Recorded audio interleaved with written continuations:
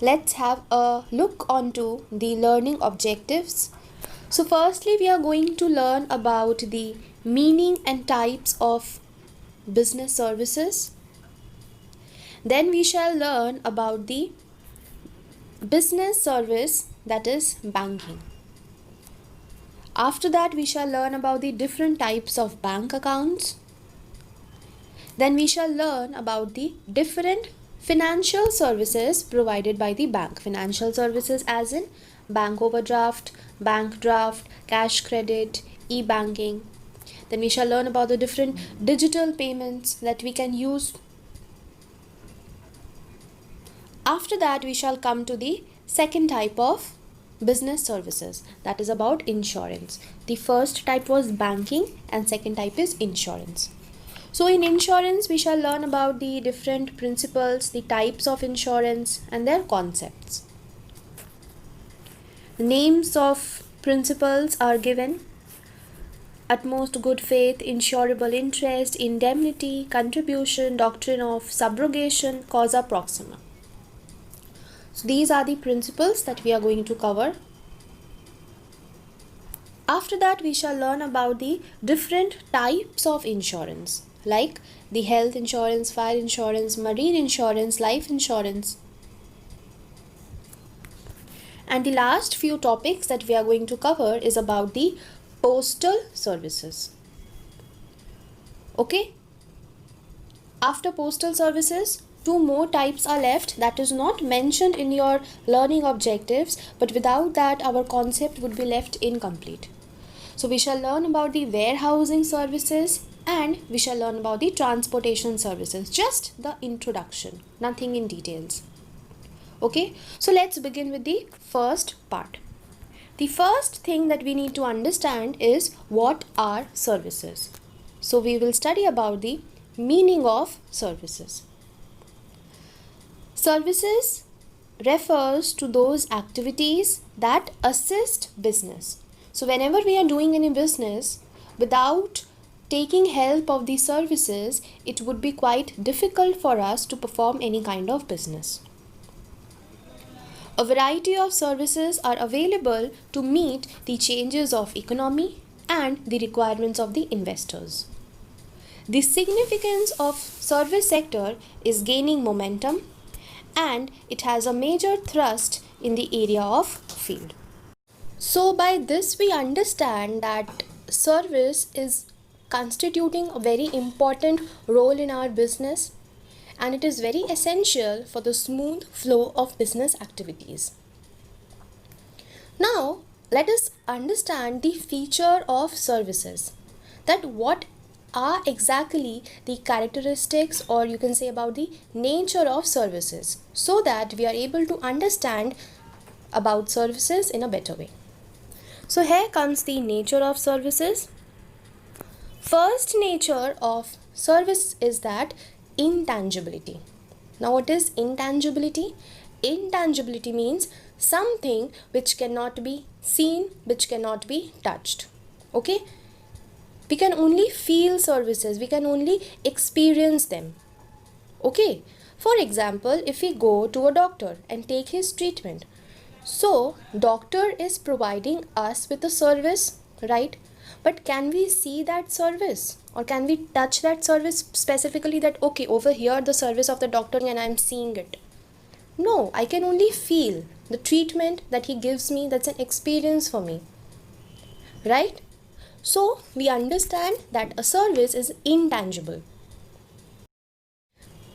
Now because of this comes another point, that the supplier must try to offer good quality services to the customers, because the customers cannot see it, the customers cannot touch it, they can only feel it.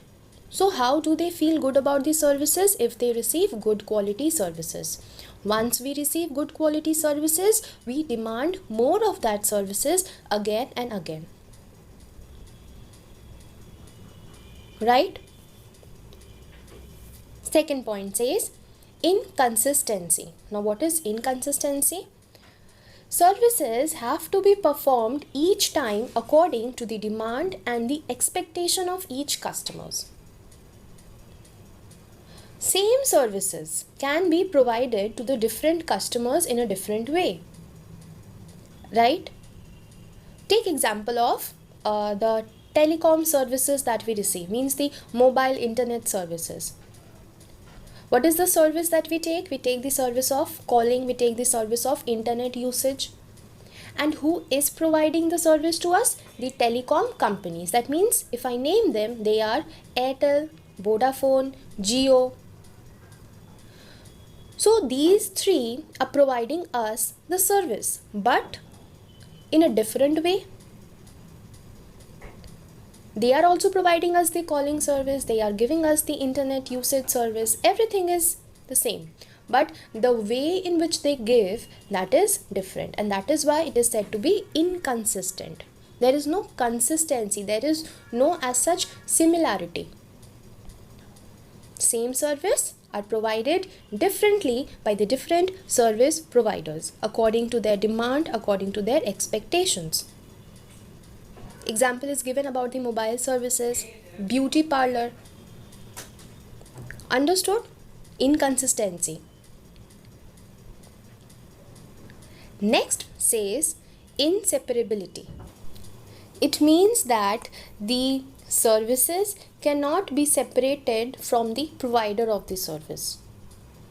The services are to be produced and to be consumed at the same place. For example, if we take the service of a lawyer or if we take the service of a doctor, then the doctor will give his services, that means produce his services, provided that the patient has to be there.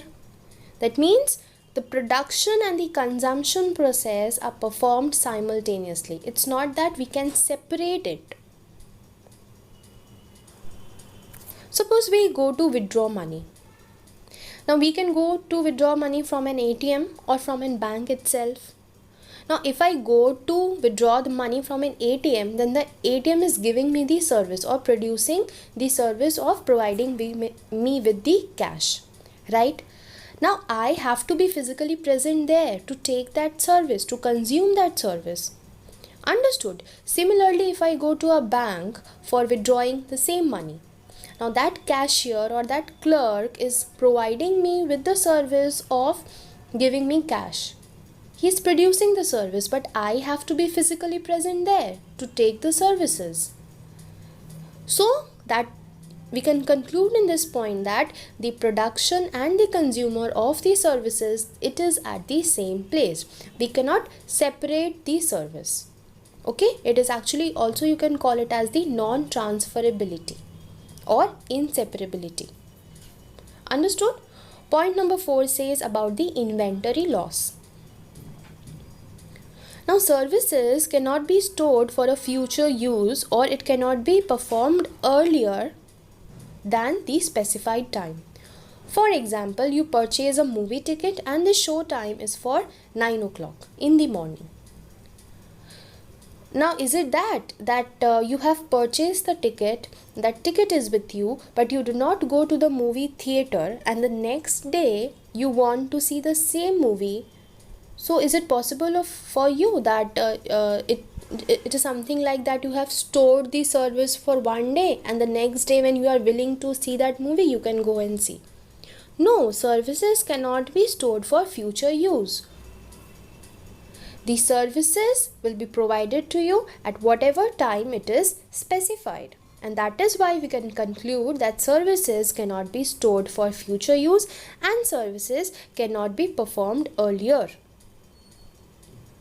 Now look at the example that is given over. It's a very interesting example. It says that the underutilized capacity of hotels and airlines during the slack demand cannot be stored for future when there will be a peak demand. Very interesting. Understand. Suppose there is a hotel, right?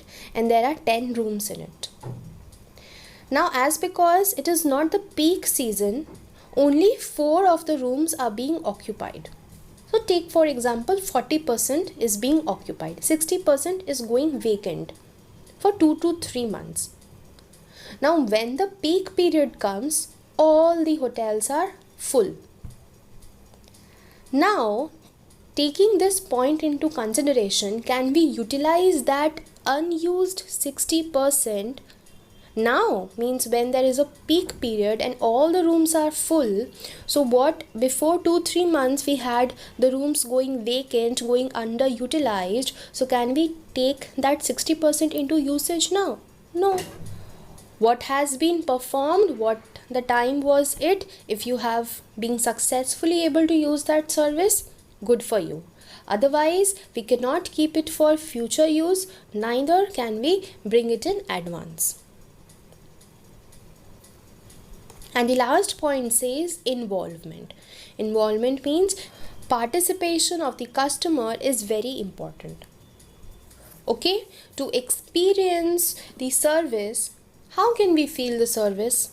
How can we understand whether it is good or bad? We have to participate in that.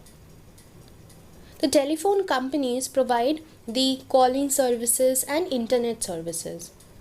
But the customer's participation has to be there to understand or to make the use of the service. Okay? So that was all about the nature, feature, or you can say the characteristics of services. Now let us understand that how many types of services are actually there. Types of services. So clearly we can see there are 3 types of services. Point number 1 is the social service, then we have the personal service, and after that we have the business services. Now what are social services? Social services are carried out voluntarily to uplift the society or do something good for the society. What can be the examples? Providing health care, improving the sanitation in the slum areas, providing education. And basically these works are done by the NGOs, right? These are the social services where we do something good for the society to uplift the society. Point number 2 says the personal services. Now what are personal services? These are the services which we experience as consumers. For example, we go to a restaurant, then my experience would be different than that of yours. If we go to a tour to Gujarat, then my experience to Gujarat could be different from your experience to Gujarat. Understood? So personal services actually differ to the consumers. They also depend on the types of expectations or the preferences that the consumers have. Clear? And the last type is the business services. That is totally about the chapter that we are going to cover. What are business services? The services used by the business enterprises to run their business in a smooth way. Clear? Basically, I'm again repeating, this chapter is based on this types of services. Okay? And what are the examples here? We have banking, that means we will learn about the banking services, then we learn about the insurance, and we learn about the communication. And as I told you in the learning objectives, nothing much is mentioned about these two, but without this our concept will be left incomplete. So just 5-10 lines about each of them we'll be understanding. So that is all for today. We'll meet you in the next video. Thank you.